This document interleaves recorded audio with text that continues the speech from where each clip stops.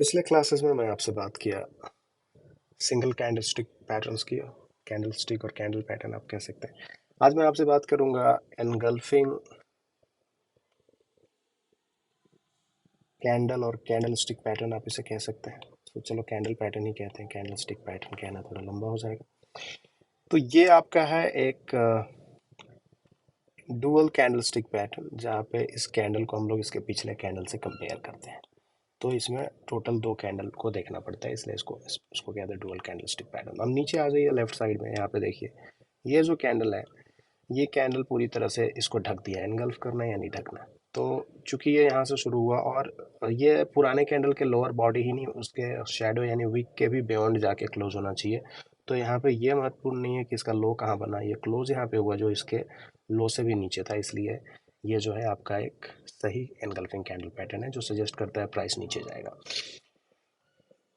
तो नीचे कितना जाएगा, ये डिस्टेंस भी इस कैंडल के रियल बॉडी साइज के बराबर होती है। ये है क्लासिकल अप्रोच ऑफ ट्रेडिंग।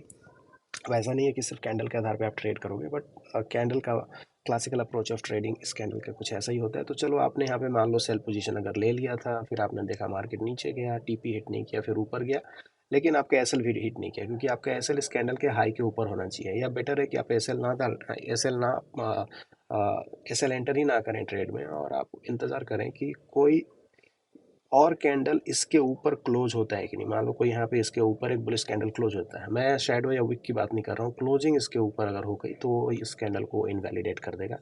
तो इस तरह के सिचुएशन में एसएल एंटर करने से अच्छा है एसएल की जगह पे आप क्या करें, कैंडल क्लोजिंग का वेट करें। तो आपने देखा, तो खैर ये दो कैंडल जो ऊपर की ओर गए थे, ये ना ही उसके ऊपर क्लोज हुए ना ही वहां तक पहुंचे, तो फिर से प्राइस नीचे आना शुरू हुआ और फाइनली यहाँ पे जाके आपका टीपी हिट हो गया।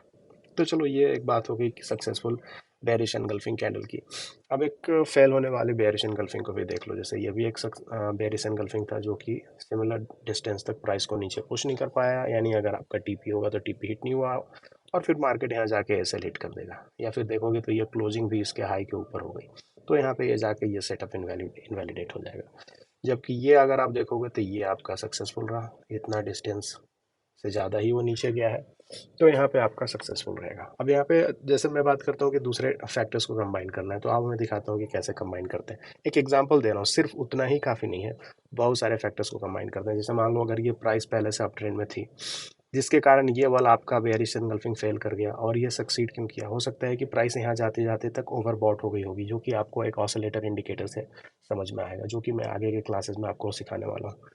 फिलहाल उसको कंबाइन भी अगर करके एग्जांपल देने की कोशिश करूंगा तो आपको पता नहीं चलेगा, क्योंकि वो मैंने अभी आपको बताया ही नहीं है। तो मैं आपको उन चीज़ों को कंबाइन करूंगा जो कि मैंने पहले बताया है। जैसे कि ये तो आप समझते होंगे, ये आपका है, बीच में देखिए ये शूटिंग स्टार है। और मैंने ये भी कहा था कि ये जो शूटिंग स्टार होता है या फिर हैंगिंग मैन होता है, इसकी overall body size from top to bottom, shadow यानी कि विक को इंक्लूड करते हुए, इसकी overall candle size average candle size से छोटी नहीं होनी चाहिए, जबकि ये काफ़ी छोटी है। इसके पीछे के ये सब कैंडल्स को देखो, इसका एवरेज कैंडल साइज आप निकालोगे तो पता चलेगा ये एवरेज छोटा है। और एवरेज कैसे निकालना है, एटीआर को यूज़ करके वो बता चुका हूँ मैं आपको। फिलहाल ये देखेंगे कि ये इनसिग्निफिकेंट शूटिंग स्टार बना, जो कि प्राइस को नीचे की ओर पुश नहीं कर पाया। लेकिन उसके बाद दो और कैंडल बने, वो दोनों भी छोटे छोटे थे, ये वाला और ये वाला। अब ये दोनों भी आपस में, ये एक स्पिनिंग टॉप है, ये दूसरा भी एक स्पिनिंग टॉप है, जो कि एटलीस्ट ये बताता है कि शूटिंग स्टार के बाद प्राइस इंडिसीजन में चला गया। तो उसके बाद हम क्या देखेंगे कि प्राइस किधर ब्रेक करता है, ये कैंडल्स के ऊपर या ये कैंडल्स के नीचे। अब ये देखो, उसके बाद बन गया ये आपका बेयरिश एनगल्फिंग, जो वहाँ पे नीचे की ओर ब्रेक कर दिया, यहाँ पे आपने सेल लिया, इधर आपका टीपी आउट हो गया, टेक प्रॉफिट।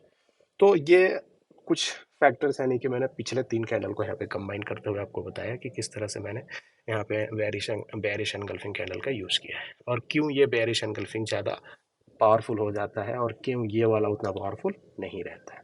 तो ये हो गया आपका बेयरिश एनगल्फिंग कैंडल पैटर्न, और उसको किस तरह से ट्रेड किया जाता है। जाहिर सी बात है, इसको अकेले ट्रेड नहीं किया जा सकता, लेकिन ये काफ़ी सिग्निफिकेंट कैंडल पैटर्न है, और इसको यूज करते हैं हम लोग दूसरे टेक्निकल और फंडामेंटल फैक्टर्स के साथ ट्रेड करने के लिए। That's all.